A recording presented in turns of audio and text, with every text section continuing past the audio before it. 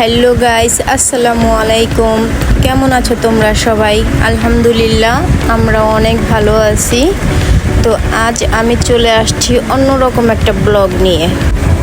তো ঘুম থেকে উঠে ফ্রেশ হয়ে কিন্তু আমি এদিকে বিছানাটা গুছিয়ে ফেলেছি।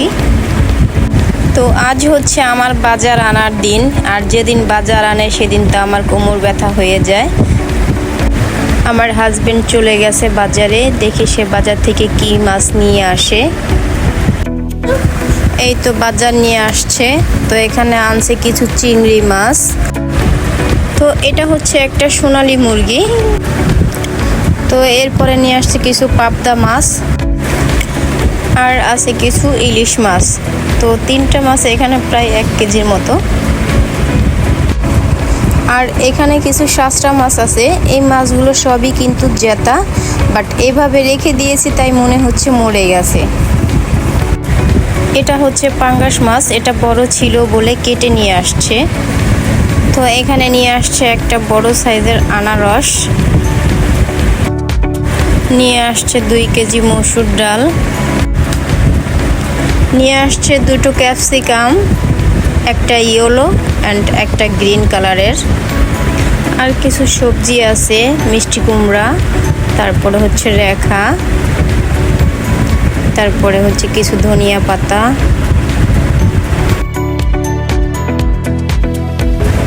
আমার তো হাসতে হাসতে পেট ব্যথা হয়ে গেছে। আমার ছোট্ট বাবাটা কিভাবে দুষ্টুমি করতেছে। আসলে বাসায় ছোট্ট বাচ্চারা থাকলে যে কত মজা করে, অনেক সময় অনেক কিছু উপভোগ করতে পারি। আলহামদুলিল্লাহ, আল্লাহ পাক আমার বাবাটাকে ভালো রাখুক, সবাই ওর জন্য দোয়া করবা। তো আজ আমার স্পেশাল চমক হচ্ছে যে আমার ছোট্ট একটা হাউস আছে, আর এই হাউসটার মধ্যে আমার বাচ্চাদের আবদারের জন্য মাছ রাখা হয়। তো আজকে এটাকে পরিষ্কার করতেছি, পরিষ্কার করে ধুয়ে তারপরে আবার সুন্দর করে নতুন করে মাছ ছাড়বো। তো আগে অনেকগুলো মাছ ছাড়া ছিল, বাট সেই মাছগুলো কোথায় গেছে আমি জানি না। এখন মাত্র 3টা মাছ আছে। তো এই মাছগুলো একটু বড় সাইজের হয়েছে। তো আজ বাজারের সাথে কিন্তু আমি এখানে বেশ কিছু শিং মাছও নিয়ে আসছি, আর এগুলো এখন আমি হাউজের মধ্যে ছেড়ে দিব। মাছগুলো ছাড়ার পরে দিয়ে দিচ্ছি কিছু কচুরিপানা।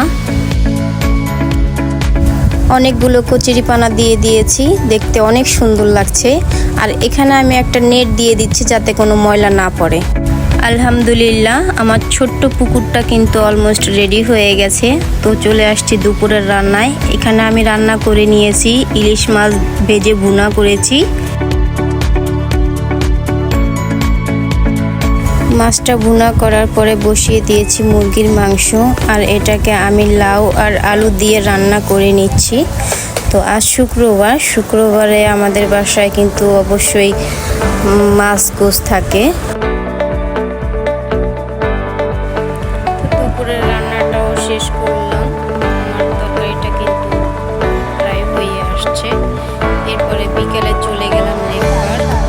তো লেকের পার বসে আমরা চিকেন চাপ আর লুচি খেয়ে নিচ্ছি।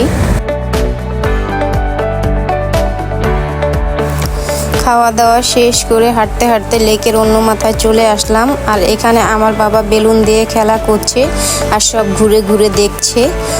ভিডিওতে একটি লাইক দিয়ে চ্যানেলের সাথেই থাকবেন।